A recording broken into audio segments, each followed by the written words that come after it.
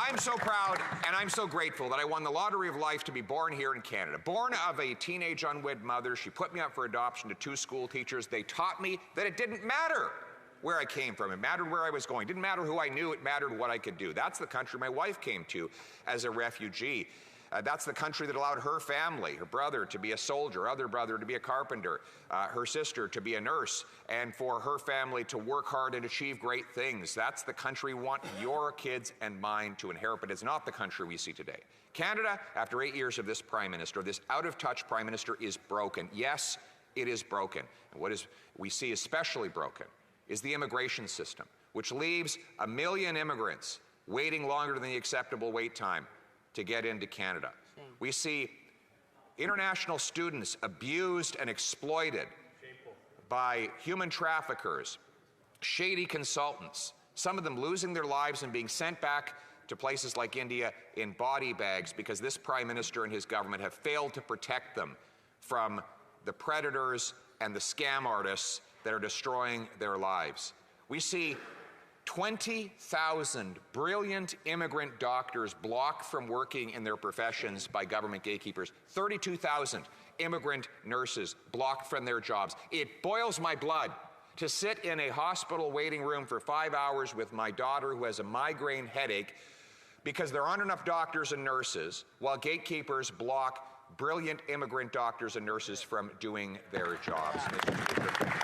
Meanwhile, the Prime Minister gleefully tells us about all the wonderful meetings he's having with mayors about housing and infrastructure. I don't really care about their meetings, Mr. Speaker, because the gatekeepers at municipal governments, the government that this Prime Minister is funding with billions of dollars, are blocking housing construction so that our immigrants, our working class, and our youth cannot get homes. Yes, Mr. Speaker, after 8 years of this Prime Minister, everything is broken. But instead of fixing the basics, he's focused on another grand utopian project, that of his friend Dominic Barton, the multinational CEO, former ambassador to communist China, who helped bring about the opioid crisis that is savaging our working class families, has come up with a bright new idea that he's going to triple our national population to 100 million. Mr. Speaker, we don't need any more utopian schemes from globe-trotting millionaires and multinational insiders. What we need is some common sense for a change.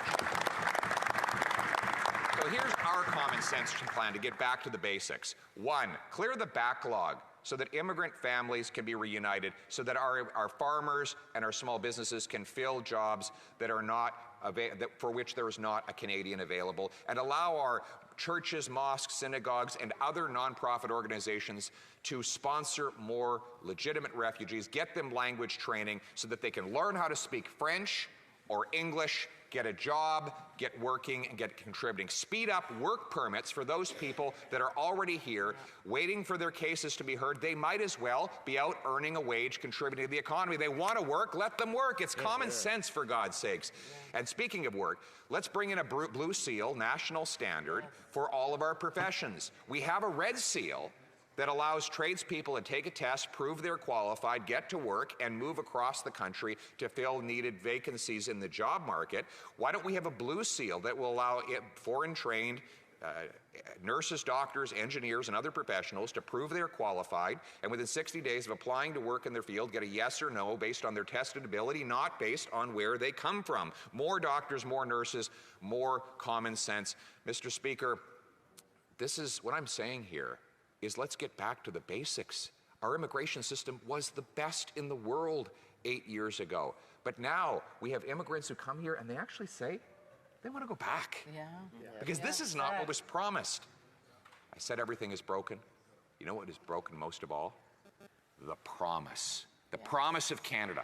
The promise that we will reinstill. A promise that in Canada, it doesn't matter where you come from, it matters where you're going. It doesn't matter if your name is Martin or Mohammed, whether your name is Singh or Smith, whether your name is Chong or Charles, whether your name is Patel or Polyev, if you work hard, you can achieve anything you want in the greatest country in the world, in the freest country in the world, Mr. Speaker. This is the common sense of the common people, united for our common home. Your home, my home, our home. Let's bring it home.